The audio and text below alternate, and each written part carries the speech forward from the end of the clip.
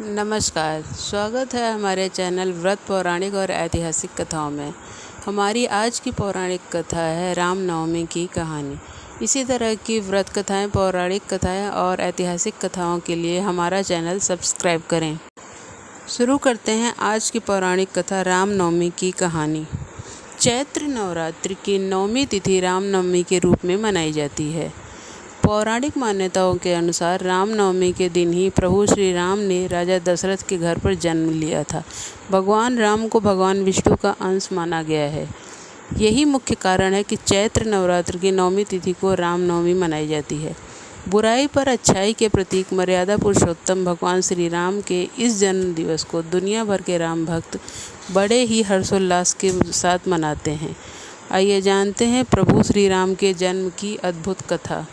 महाराज दशरथ ने पुत्र प्राप्ति हेतु यज्ञ आरंभ करने की ठानी। महाराज की आज्ञानुसार श्यामकर्ण घोड़ा चतुरंगिनी सेना के साथ छुड़वा दिया गया।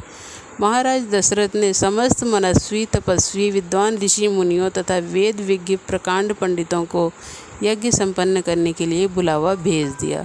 निश्चित समय आने पर समस्त अभ्यागतों के साथ महाराज दशरथ अपने गुरु वशिष्ठ जी तथा अपने परम मित्र अंग देश के अधिपति लोभपाद के जामाता रिंग ऋषि को लेकर यज्ञ मंडप में पधारे। इस प्रकार महान यज्ञ का विधिवत शुभारंभ किया गया।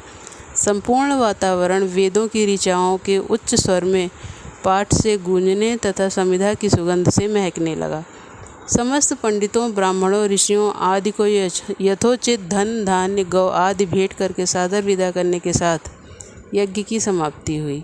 राजा दशरथ ने यज्ञ के प्रसाद खीर को अपने महल में ले जाकर अपने तीनों रानियों में वितरित कर दिया। प्रसाद ग्रहण करने के परिणाम स्वरूप तीनों रानियों ने गर्भ धारण किया। जब चैत्र मास के शुक्ल पक्ष की 9वीं तिथि को पुनर्वसु नक्षत्र में सूर्य, मंगल, शनि, बृहस्पति और शुक्र अपने अपने उच्च स्थानों में विराजमान थे, कर्क लग्न का उदय होते ही महाराज दशरथ की बड़ी रानी कौशल्या ने एक शिशु को जन्म दिया, जो कि नील वर्ण चुंबकीय आकर्षण वाले, अत्यंत तेजोमय, परम कांतिवान और अत्यंत सुंदर था।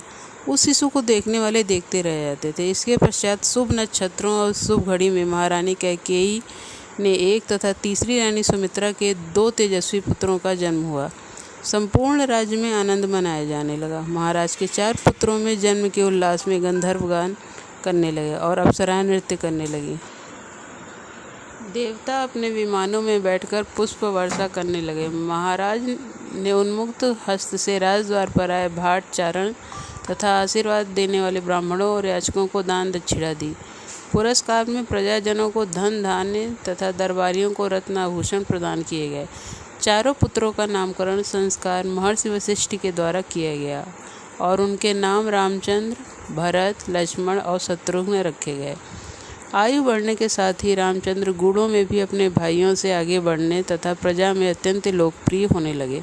उनमें अत्यंत विलक्षण प्रतिभा थी, जिसके परिणाम स्वरूप अल्पकाल में ही वे समस्त विषयों में पारंगत हो गए। उन्हें सभी प्रकार के अस्त्र शस्त्रों को चलाने तथा हाथी, घोड़े एवं सभी प्रकार के वाहनों की सवारी में उन्हें असाधारण निपुणता प्राप्त हो गई। वे निरंतर माता पिता और गुरुजनों की सेवा में लगे रहते थे।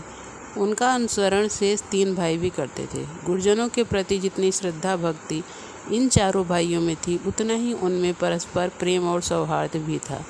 महाराज दशरथ का हृदय अपने 4 पुत्रों को देखकर गर्व से और आनंद से भर उठता था।